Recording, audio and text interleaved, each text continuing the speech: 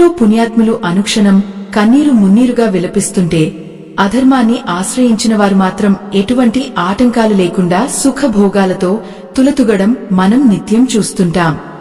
భగవంతుడికి కళ్ళు లేవా, ధర్మం చచ్చిపోయిందా అనే ప్రశ్నలు మీ మనసును వేధిస్తూ ఉండవచ్చు. ఈ ఆధ్యాత్మిక రహస్యం మీకు పూర్తిగా అర్థం కావాలన్నా, ఆ పరమాత్మ యొక్క దివ్యానుగ్రహం మీకు దక్కాలన్నా ఈ దృశ్య కావ్యాన్ని ఎక్కడా ఆపకుండా చివరి వరకు చూడండి. అప్పుడే మీ కర్మల వెనుక ఉన్న నిగూఢ సత్యం మీకు బోధపడుతుంది. మన పురాణాలలో వివరించిన ఒక అద్భుతమైన వృత్తాంతం ద్వారా ఈ సందిగ్ధానికి సమాధానం వెతుకుదాం. అది ఒక వెలుగుతో నిండిన తపోవనం. అక్కడ పక్షుల కిలకిల రావాలు, గంగా నది పవిత్ర జలాల సవ్వడి మనిషి ఆత్మను పునీతం చేస్తున్నాయి. ఆ తపోవనంలో మహా తపస్వి అయిన దేవదత్తుడు కొలువై ఉన్నాడు. ఆయన ముఖ వర్చస్సు సూర్యప్రభను తలపిస్తోంది. ఆ మహర్షి చెంతకు ఒక సాధువు వచ్చి మిక్కిలి వేదనతో ఇలా అడిగాడు, స్వామీ, లోకంలో పాపాత్ములు అట్టహాసం చేస్తూ రాజ్యాలు ఏలుతున్నారు. కాని నిత్యం భగవంతుడిని స్మరించే మంచివారు ఎందుకు కటిక పేదరికంలో రోగాలతో అలమటిస్తున్నారు? ఇది ఆ సృష్టికర్త అన్యాయం కాదా అని ప్రశ్నించాడు. ఆ సమయంలో ఆ తపోవనం మొత్తం ఒక దివ్యమైన కాంతితో నిండిపోయింది. ఆ మహర్షి చిరునవ్వు చిందిస్తూ ప్రకృతంతా ఆనందంతో పులకించిపోయేలా సమాధానం చెప్పడం ప్రారంభించారు. ఆ వాతావరణం ఎంత ఆశాజనకంగా ఉందంటే అక్కడ ఉన్న ప్రతి రాయి, ప్రతి చెట్టు కూడా ఆ దివ్య జ్ఞానాన్ని వినడానికి సిద్ధంగా ఉన్నాయి.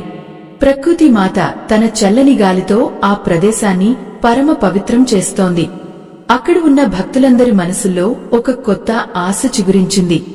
సూర్యరశ్మి ఆ మహర్షి పాదాల చెంత బంగారు వర్ణంలో మెరుస్తోంది. కర్మ అనే సిద్ధాంతం కేవలం ఈ జన్మకు సంబంధించినది కాదు, అది అనంత కాలప్రవాహంలో ఒక భాగం. ప్రతి మనిషి తాను చేసిన పనుల ఫలితాన్ని అనుభవించాల్సిందే, అందులో ఎటువంటి సందేహం లేదు. కాని ఆ ఫలితం అందే సమయం, విధానం మాత్రం ఆ పరమేశ్వరుడి సంకల్పం మీద ఆధారపడి ఉంటుంది. ఒక విత్తనం నాటిన వెంటనే ఫలాలను ఇవ్వదు, దానికి తగిన సమయం రావాలి. అలాగే మన పుణ్య పాపాలు కూడా కాలక్రమంలో పరిపక్వం చెందుతాయి. ఈ సత్యాన్ని వివరించడానికి మహర్షి ఒక చిన్న కథను చెప్పడం ప్రారంభించారు. ఒకానొక కాలంలో మణిపుర అనే రాజ్యాన్ని ధర్మవర్ధనుడు అనే రాజు పరిపాలించేవాడు. ఆయన ఎంతో దయాగుణం కలవాడు, నిత్యం దైవ చింతనలో గడిపేవాడు. కాని ఆయన జీవితంలో ఎదురైన కష్టాలు పగవారికి కూడా రాకూడదని ప్రజలు అనుకునేవారు. ధర్మవర్ధనుడు ప్రతిరోజూ సూర్యోదయానికి ముందే మేల్కుని పవిత్ర నదీ జలాలలో స్నానం ఆచరించి ఆదిత్యుడికి అర్ఘ్యం సమర్పించేవాడు. ఆ సమయంలో ఆకాశం 1000 సూర్యుల కాంతితో దేదీప్యమానంగా వెలిగిపోతుండేది. పక్షుల కిలకిల రావాలు ఆ రాజ్యంలో వేదమంత్రాల్లా ప్రతిధ్వనించేవి. ప్రజలందరినీ కన్నబిడ్డల్లా పాలించే ఆ రాజుకు కాలక్రమేణా ఊహించని కష్టాలు ఎదురయ్యాయి. రాజ్యంలో వర్షాలు కురవక కరువు తాండవించింది. పొరుగు రాజులు కుట్రలు పన్ని దండయాత్రలు చేశారు. చివరికి తన రాజ్యాన్ని, కోటను కోల్పోయి అడవుల పాలయ్యాడు. అయినా సరే ఆయన ముఖంలో ఆ దివ్యమైన తేజస్సు ఏమాత్రం తగ్గలేదు. అదే సమయంలో ఆ రాజ్యంలోనే సుబుద్ధి అనే పేరుగల ఒక వర్తకుడు ఉండేవాడు. అతని పేరులో ఉన్నంత సుగుణం అతని ప్రవర్తనలో లేదు. కల్తీ వ్యాపారంతో పేదల రక్తాన్ని పీల్చి అపరమైన ధనాన్ని కూడగట్టాడు.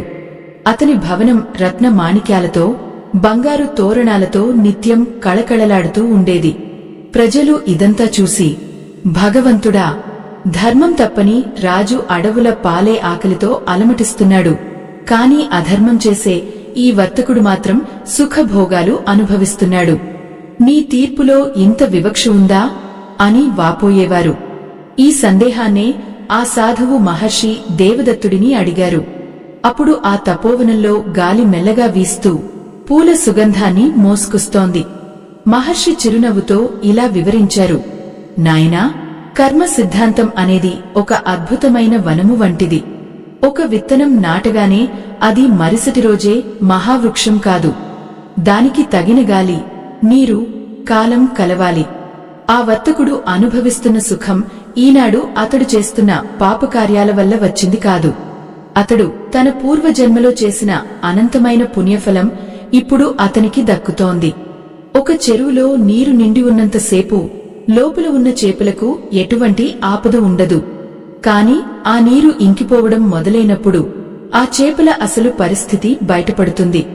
అలాగే అతడి పుణ్యఖాతా ఖాళీ అవుతున్న కొద్దీ అతడు చేసిన పాపాలు పడగవిప్పి అతడిని మింగేయడానికి సిద్ధంగా ఉన్నాయి.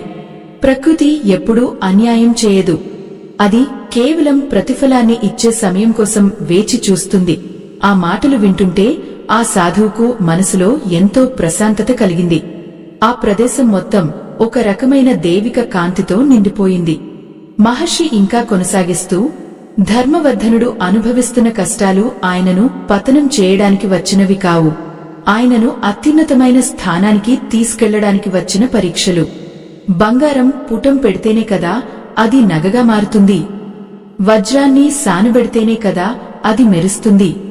అలాగే ఆ పరమాత్మ తనకి అత్యంత ప్రియమైన భక్తులకు కష్టాలను ఇచ్చి వారిలో ఉన్న కల్మషాన్ని కడిగివేస్తాడు. కష్టం అనేది ఒక చీకటి గది లాంటిది కాదు. అది వెలుగులోకి తీసుకెళ్లే ఒక చిన్న సందు లాంటిది. ధర్మం వైపు నిలబడే మనిషికి ప్రకృతి కూడా తన వంతు సహకారం అందిస్తుంది. ఆ అడవిలో కూడా ధర్మవర్ధనుడికి చెట్లు తీయని పండ్లను ఇస్తున్నాయి. జంతువులు ఆయనకు రక్షణగా నిలుస్తున్నాయి. ఆయన హృదయం ఎప్పుడూ ఆనంద డోలికల్లో ఆగుతోంది. ఎందుకంటే ఆయనకు దైవం మీద అచంచలమైన నమ్మకం ఉంది. ఈ సృష్టిలో ఏదీ వృధా పోదు. మంచి చేసేవాడు ఎప్పుడూ ఓడిపోడు, చెడు చేసేవాడు ఎప్పుడూ గెలవడు. ఇది కాలం రాసిన శాసనం అని పలికారు. ఆ సమయంలో ఆకాశం నుండి ఒక దివ్యమైన వాణి వినిపిస్తున్నట్లుగా ప్రకృతి అంతా నిశ్శబ్దమే ఆ జ్ఞానాన్ని ఆస్వాదిస్తోంది. అప్పుడే ఆ వర్తకుడి జీవితంలో ఒక పెద్ద కుదుపు మొదలైంది. సుబుద్ధి అంతవరకు అనుభవిస్తున్న సుఖాలు ఒక్కొక్కటిగా దూరం కావడం మొదలయ్యాయి.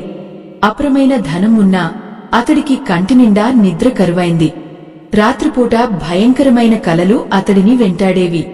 తను మోసం చేసిన పేదవారి ఆర్తనాదాలు అతడి చెవుల్లో ప్రతిధ్వనించేవి. బయటకు రాజభవనంలా కనిపించే అతని ఇల్లు లోపల ఒక నరకంలా మారిపోయింది. అతని సంతానం కేవలం ఆస్తి కోసం తండ్రి మరణాన్ని కోరుకోవడం మొదలుపెట్టారు. దేహమంతా వ్యాధులతో కుసించిపోతుంటే ఏ వైద్యుడు కూడా అతడిని కాపాడలేకపోయాడు. ఆ సమయంలో ఆ భవనం చుట్టూ ఉన్న గాలి కూడా భారంగా దుర్వాసనతో నిండినట్లు అతడికి అనిపించేది.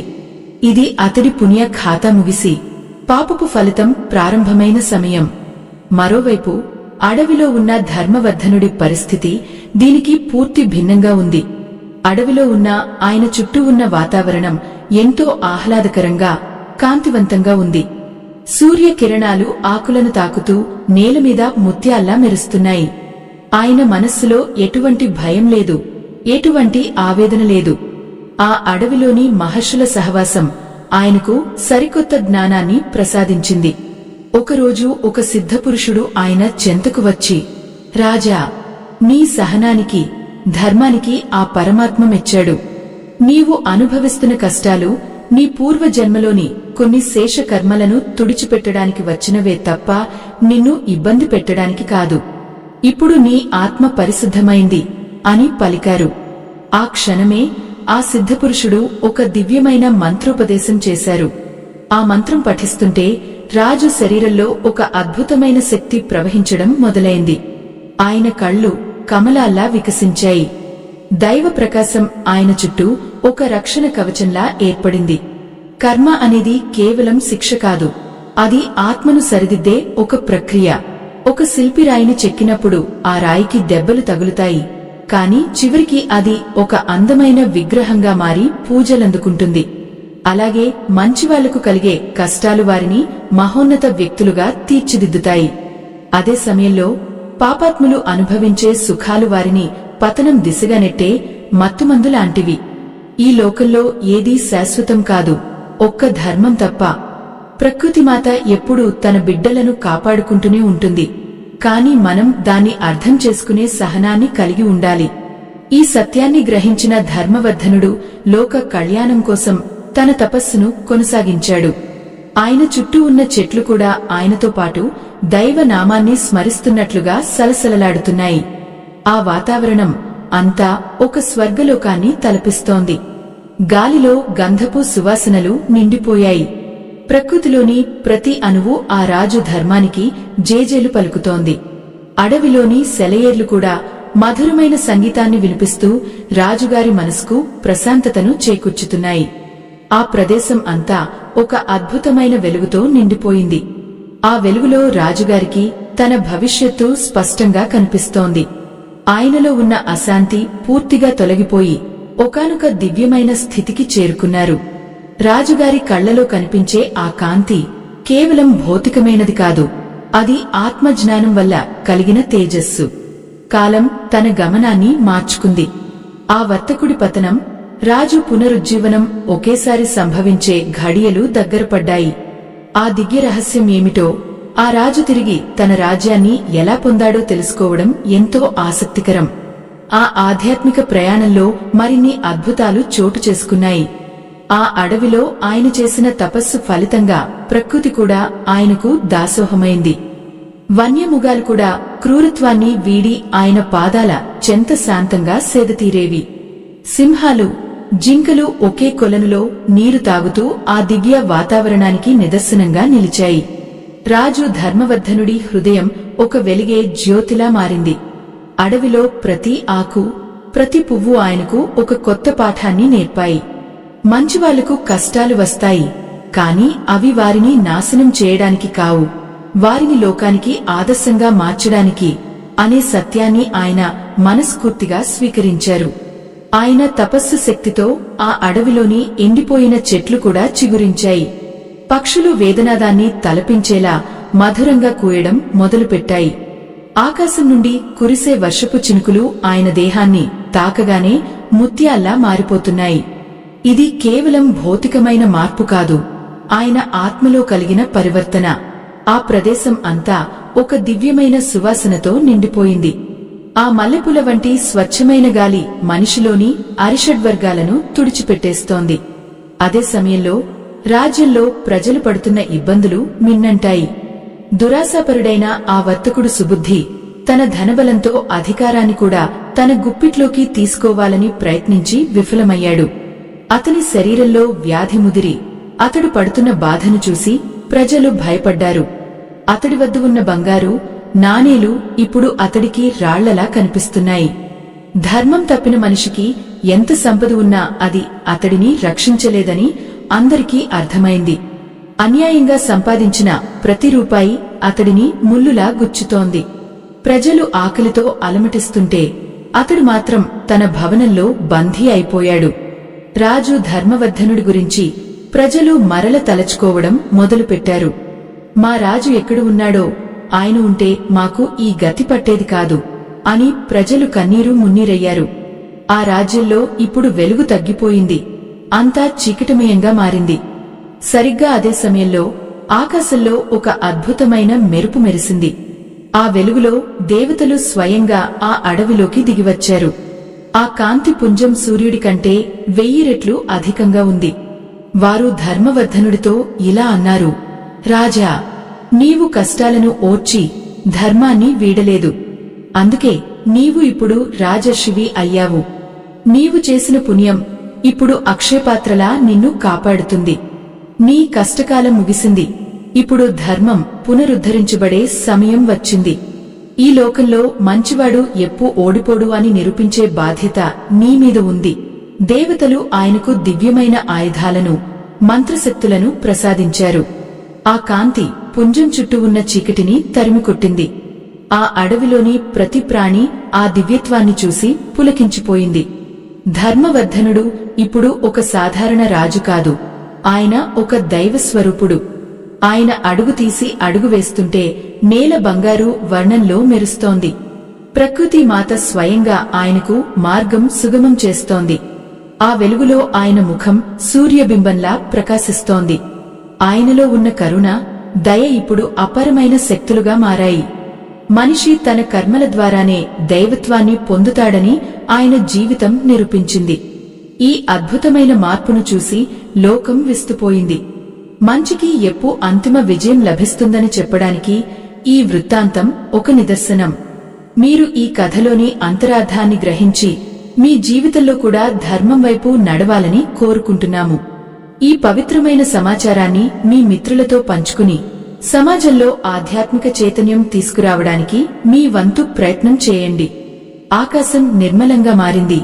రాజుగారి పునరాగమనం ప్రారంభమైంది. రాజు అరణ్యం నుండి పురానికి అడుగుపెడుతుంటే అడుగడుగునా పూలవాన కురుస్తున్నట్లుగా ప్రకృతి పులకించిపోయింది. గాలిలో మంగళ వాయిద్యాల శబ్దం ప్రతిధ్వనిస్తోంది. అది కేవలం ఒక రాజు రాక కాదు, అది ధర్మం తిరిగి స్థాపించబడుతున్న అద్భుత ఘడియ. రాజధాని పొలిమేరల్లోకి ఆయన ప్రవేశించగానే ఎండిపోయిన బావులు జలకళతో నిండిపోయాయి. పాడుబడిన తోటలు ఒక్కసారిగా పచ్చదనంతో కళకళలాడాయి. ప్రజలందరూ తమ ఇళ్ల నుండి బయటకు వచ్చి ఆనంద బాష్పాలతో ఆ దివ్య పురుషుడికి స్వాగతం పలికారు.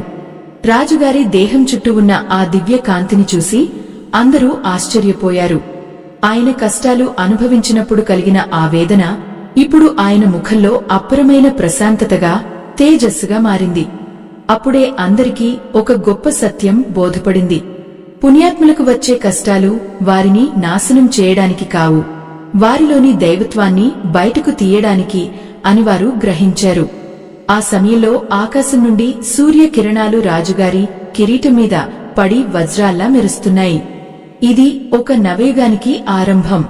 ఈ సందర్భంలో మనం భక్త మార్కండేయుడి ఉదాహరణను స్మరించుకోవాలి. ఆ బాలుడు అల్పాయుష్కుడని తెలిసి కూడా నిరంతరం ఆ పరమశివుడినే నమ్మి ధర్మాన్ని ఆచరించాడు. యముడు ప్రాణాలు తీయడానికి వచ్చినప్పుడు కూడా ఆయన చలించలేదు. ఆ కష్టకాలంలో ఆయన చూపిన ధైర్యం, భక్తి చివరకు మృత్యువునే జయించేలా చేశాయి. అలాగే మంచివాళ్లకు వచ్చే ఆపదలు వారిని మరింత శక్తివంతులుగా మారుస్తాయి. మరోవైపు ఆ పాపాత్ముడైన వర్తకుడు సుబుద్ధి పరిస్థితి మిక్కిలి దయనీయంగా మారింది. ఆయన అన్యాయంగా సంపాదించిన ధనమంతా మంటల్లో కలిసిపోయింది. ఆయన భవనం ఒక్కసారిగా కూలిపోయింది. ఆయన అనుభవించిన సుఖం ఒక ఎండమావిలా కనుమరుగైపోయింది. అధర్మం ద్వారా సంపాదించినది ఎప్పుడూ శాశ్వతం కాదు. అది మొదట్లో తీయగా అనిపించినా చివరకు ప్రాణాంతకమైన విషంగా మారుతుంది. ఆ వర్తకుడు ఇప్పుడు తన తప్పులను తెలుసుకుని కన్నీరు మున్నీరుగా విలపిస్తున్నాడు. కాని కాలం గడచిపోయింది. చేసిన పాపానికి ప్రాయశ్చిత్తం అనుభవించక తప్పదు. ప్రకృతి ఎప్పుడూ సమన్యాయం చేస్తుంది. అది ఇచ్చే శిక్ష చాలా నిశ్శబ్దంగా, కాని అత్యంత ప్రభావవంతంగా ఉంటుంది. ఆ సమయంలో రాజ్యంలో ప్రతి ఒక్కరి మనసులో ఒక వెలుగు నిండింది. రాజు ధర్మవర్ధనుడు తిరిగి సింహాసనాన్ని అధిష్ఠించారు. ఆయన పరిపాలనలో రాజ్యం రామరాజ్యంలా మారింది. పేదరికం, రోగం అనే మాటలే వినబడకుండా పోయాయి. ప్రకృతి మాత కరుణతో పంటలు సమృద్ధిగా పండాయి. పశుపక్షాదులు కూడా ఆనందంగా జీవించాయి. ప్రతి ఇల్లు ఒక దేవాలయంలా మారింది. రాజుగారు ప్రజలందరికీ ఒకటే చెప్పారు: కష్టాలు వచ్చినప్పుడు కుంగిపోకండి, సుఖాలు వచ్చినప్పుడు పొంగిపోకండి. అంతా ఆ పరమాత్మ లీల అని భావించండి. ధర్మం వైపు నిలబడండి, అప్పుడు ఆ దైవమే మిమ్మల్ని కాపాడుతుంది. ఈ మాటలు ప్రజల హృదయాల్లో ఎంతో ధైర్యాన్ని నింపాయి.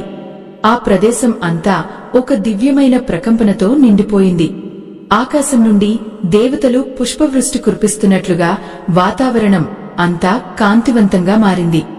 సూర్యుడు అస్తమించే సమయంలో కూడా ఆ రాజ్యం ఎంతో ప్రకాశవంతంగా వెలిగిపోతోంది. అది భౌతికమైన వెలుగు కాదు, అది ధర్మం వల్ల కలిగిన ఆధ్యాత్మిక ప్రకాశం. లోకంలో మంచికి ఎప్పుడూ అపజయం ఉండదు. ఒక్కోసారి కాలం మనల్ని పరీక్షిస్తుంది, కాని ఆ పరీక్షలో నెగ్గిన వారికి లభించే ఫలితం అనంతం. ఈ కథలోని చివరి అంకం ఆ పరమ సత్యం ఏమిటో తెలుసుకోవడం కోసం మన ప్రయాణం కొనసాగుతోంది. మహర్షి దేవదత్తుడు ఆ సాధువుకు వివరించినట్లుగా కర్మ అనేది ఒక అద్దం వంటిది. మనం ఏది ఇస్తామో అది మనకు తిరిగి వస్తుంది. కాని అది రావడానికి పట్టే సమయం మన పూర్వజన్మల పుణ్య పాప బలాన్ని బట్టి మారుతుంది. రాజు ధర్మవర్ధనుడు తన కష్టాల ద్వారా అపరమైన ఆత్మవిశ్వాసాన్ని, దైవ సాన్నిధ్యాన్ని పొందాడు. ఆయన ఇప్పుడు కేవలం రాజ్యానికి రాజు మాత్రమే కాదు, కోట్లాది మంది ప్రజల మనసులకు మార్గదర్శి. ఆ రాజభవనం వెలుపల సూర్యుడు అస్తమిస్తున్నా, లోకమంతా చీకటి కమ్ముకుంటున్నా, ఆ రాజ్యంలో మాత్రం జ్ఞానజ్యోతి దేదీప్యమానంగా వెలుగుతోంది. ఆ రాజ్యంలో ఇప్పుడు అన్యాయానికి తావులేదు. వర్తకుడైన సుబుద్ధి చివరకు తన సంపద అంతా కోల్పోయి, దేహమంతా వ్యాధులతో కృశించి, ఒక సామాన్యుడిలా రాజుగారి పాదాల చెంతకు వచ్చి క్షమాపణ వేడుకున్నాడు. మహారాజా, నేను ధనంతో సుఖాన్ని కొనవచ్చు అనుకున్నాను, కాని మనశ్శాంతిని కొనలేనని ఇప్పుడు అర్థమైంది అని విలపించాడు. రాజు ఆయనను దయతో క్షమించి ధర్మం వైపు నడవమని బోధించారు. మన పురాణాలలో సత్యహరిశ్చంద్రుడి కథ కూడా ఇదే విషయాన్ని నొక్కి చెబుతుంది.